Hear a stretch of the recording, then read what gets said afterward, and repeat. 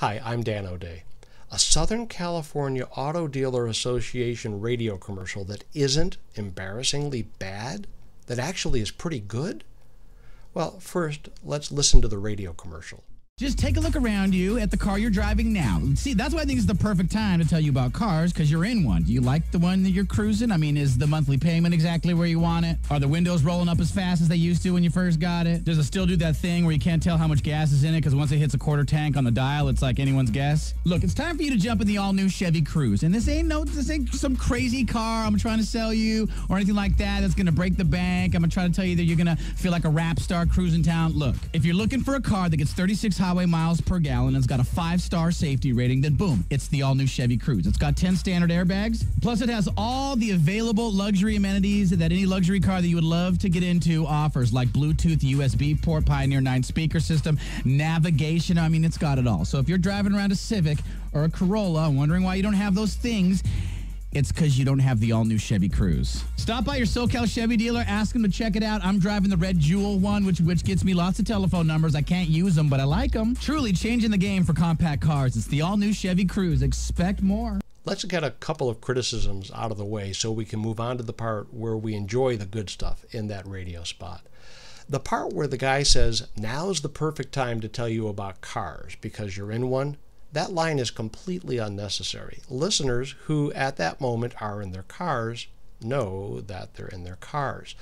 Also, the line that says it has all the available luxury amenities. Now, in real life, no one ever says amenities. "Hey, Bob, I hear you got a new car. How are the amenities?" Sorry, that doesn't happen. But now for the good stuff. The voice guy's delivery, really good. Especially around 20 seconds into the spot where he interrupts his own sentence. And by the way, if that actually was in the script, my compliments to the copywriter.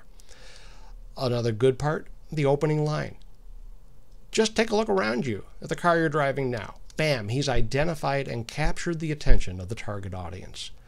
But you might think, what about the people who aren't driving a car at that moment? It doesn't matter. He's really talking to people who drive cars they're no longer especially proud of, who are vulnerable to a trade that in for something better appeal. And even if they're not driving at that moment, they instantly picture themselves driving their unimpressive vehicles. Now that he has the targeted listener's attention, he hits them squarely with a challenge. You like the one that you're cruising? And the people who do like their current cars and have no complaints, he's not talking to them.